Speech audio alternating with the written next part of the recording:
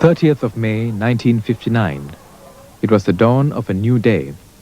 For the first time in history, Singapore was going to have a fully elected government. That day, large crowds gathered at the various polling stations, eager to cast their votes.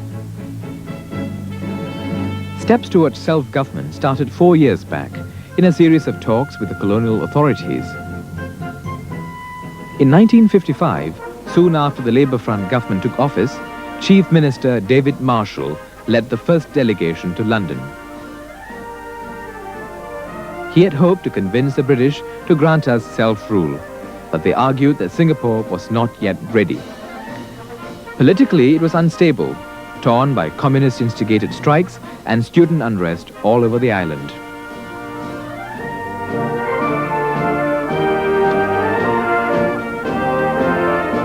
The next Chief Minister, Lim Yew Hock, led an all-party delegation to London twice for constitutional talks. He had used tough tactics against the pro-communists in Singapore, and this won the British over. Many turned up to welcome the delegation home in 1958. They looked forward to the end of colonial rule. Singapore would hence have control over all its domestic affairs. It would have a legislature with 51 members, fully elected by the Singapore citizens and led by the Prime Minister. A local head of state, the Yang di-Pertuan Negara, would also be appointed.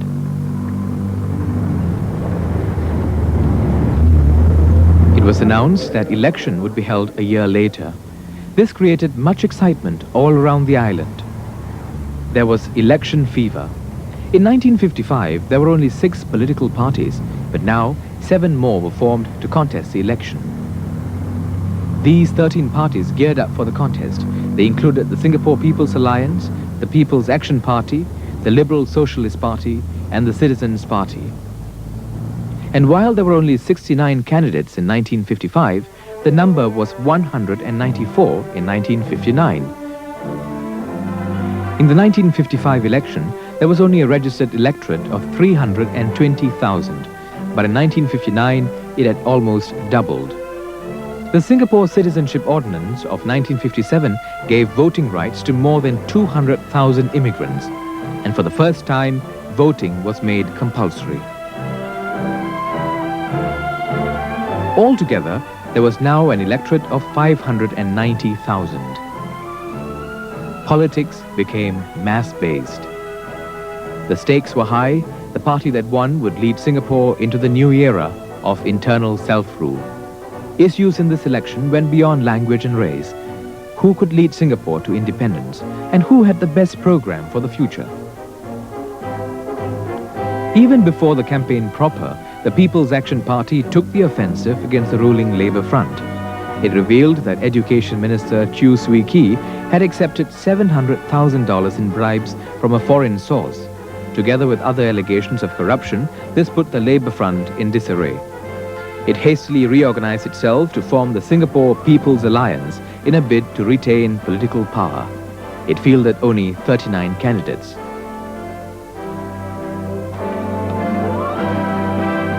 It was the People's Action Party that set the pace for the election.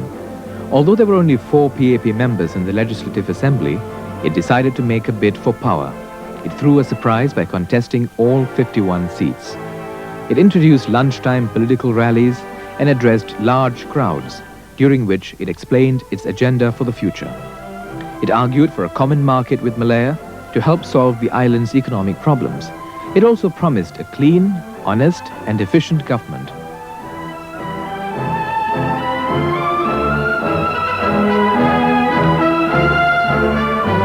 The SPA charged that the PAP candidates had practiced favoritism in the discharge of their duties in the City Council. However, many people had been impressed by the work of the PAP city councillors. And as the campaign progressed, it became clear that the People's Action Party was going to win. Well, they had such a clean record, they had a positive agenda. They were extremely able. They themselves were well organized of all the other parties. In fact, they were so well organized. The candidates were even in uniform. Most important, through its contacts with the workers and the Chinese educated, the PAP had identified itself with the lower income masses. For many who voted on 30th of May, it was their first participation in the democratic process, the first time they had a say in selecting their political leaders.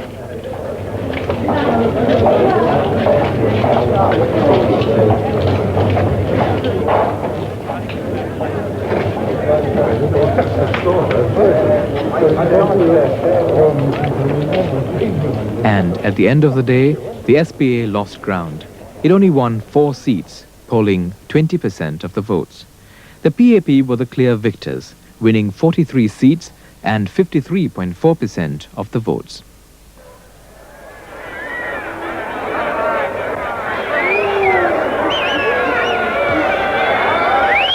The party had seen changes in the electorate, the fact that it was now dominated by the lower income, Chinese educated masses. I think the PAP was the only party that realized these changes and adapted its strategy accordingly. First of all, it pitched its appeal to the broad-based electorate, to the man in the street with its more socialist economic program, with emphasis on the creation of jobs, on housing, on women's charter, for example. And on the other hand, it pitched its appeal to the Chinese educated voters. On the whole, I think the PAP was able to really shift the focus from chamber politics to mass politics in the streets. It was able to mount successfully house-to-house campaigning and hold election rallies very successfully. Particularly, speeches were made, in Mandarin, in dialects, to appeal to the Chinese voters. And on the other hand, unfortunately for the Lim Yew Hock government, it had the odium of being anti-Chinese educated and anti-Chinese because of the arrest by the government of many left-wing activists, Chinese educated activists in the trade union and the Chinese schools. And the opposing parties, those opposed to the PAP, will also be beset by internal squabbles, and the result was that many of the votes were split. 2 days later, on the 1st of June 1959, Mr. Lee Kuan Yew met British Governor William Goode. He was asked to name his new cabinet, and this he did, only after he was assured that 8 PAP political detainees, including Devan Nair, Lim Chun Seong, and James Pudducherry, would be released.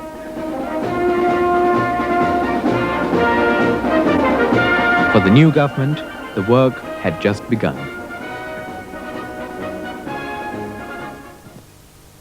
Our objective was not an independent Singapore, is to work for a united Malaya. So, secondly, and here I think one of the things that people today should bear in mind, self-government had one safeguard as we conceived it, to make it impossible for the communists really to seize power by violence.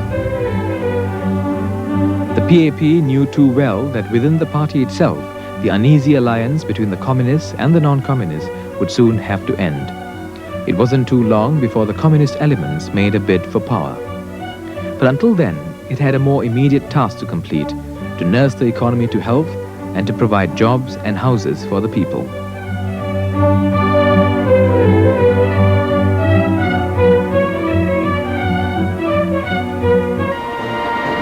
At a mass rally at the Padang on the 3rd of June, the new government promised action for the future. The struggle for Singapore's survival had only just begun. Our 5-year plan calls for the laying down the basis of a future socialist society. Saudara-saudara, saudari-saudari setanah air, merdeka! Lagi sekali yang bersemangat merdeka!